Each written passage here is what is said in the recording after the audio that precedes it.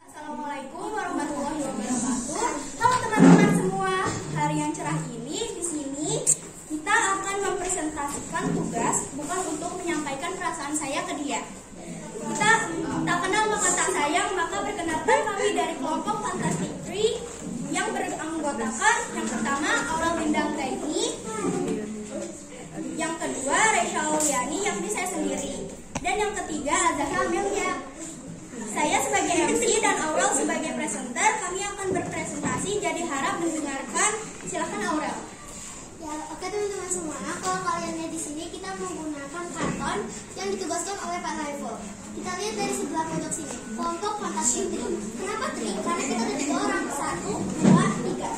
Nah, nama-namanya di sini pertama ada Aurel Lindang Raini, yaitu saya sendiri. Yang kedua ada Reisha Auliani, yaitu kakak yang di sana. Dan yang ketiga ada Azahra Amelia, yaitu yang ada di sini. Nah, kemudian kalau kita lihat di sini ada tulisan ilmuwan, karena ini ditugaskan oleh Pak Saiful ya. Nah, di sini kita menggunakan barang-barang bekas loh teman-teman, karena kita ya pengen ramah lingkungan aja gitu. Nah, di sini kita pakai kertas sobekan dan kita cat, dan kita pakai tulisan dari spidol, lalu kita hias-hias. Kemudian di sini ada 2 tanda panah. Pertama kita lihat dulu yuk tanda panah pertama. Di sini mengarah ke, ada yang tahu ini siapa? B.J. Habibie. Pak B.J. Habibie itu cukup terkenal ya. Kita lihat ya tanda panahnya ke bawah. B.J. Habibie. Nah, di sini dia membuat yang pertama, crack progression theory. Teorinya dapat mengkalkulasi keretakan pada badan pesawat terbang. Nah, teman-teman semua, di zaman dahulu kala itu banyak orang-orang kreatif yang ingin membuat pesawat terbang. Tetapi mereka itu usahanya selalu gagal dan selalu ada keretakan di badan pesawatnya. Nah, alangkah itu Pak B.J. Habibie ini membuat sebuah teori mengapa bisa pesawat terbang itu dapat terbang itu gimana caranya. Nah, itu ada teori dia dan itu berhasil dibuktikan dan diakui oleh seluruh dunia.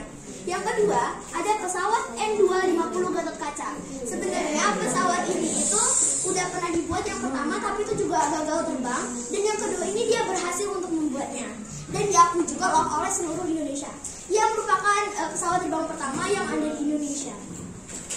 Dan ini merupakan pesawat terbang pertama dari 3 strategi besar B.J. Habibie.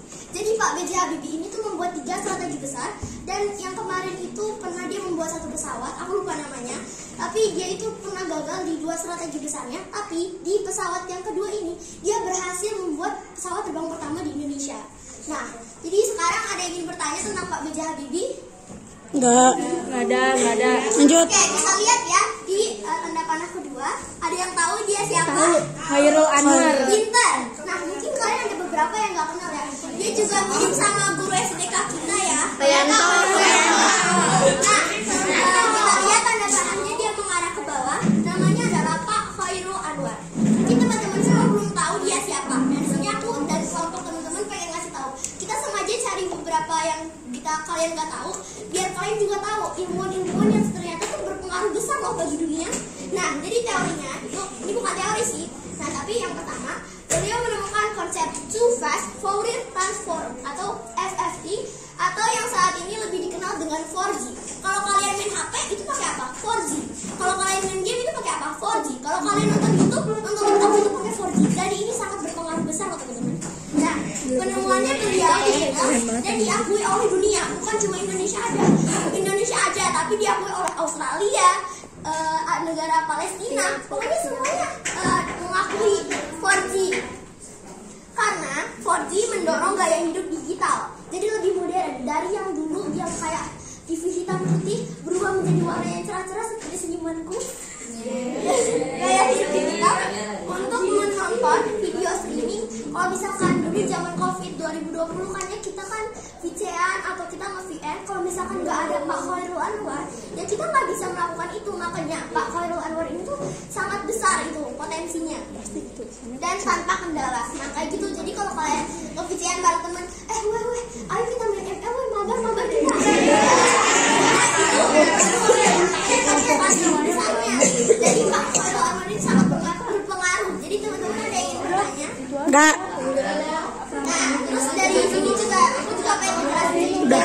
Jadi di sini kita Udah 4 menit. ada pesawat N250, kita cek juga pakai kertas bekas, lalu kita cek dengan cat akrilik, ada bunga juga. Oh, ada stiker-stiker husbu Raisya. Ada juga tulisan Indonesia yang diambil dari sini jadi kita bertiga. Dan juga ada hiasan-hiasan, ada coret-coretan. Ini diambil dari koran-koran bekas karena kita ingin menghargai lingkungan dan kita ingin mengurangi sampah di Indonesia.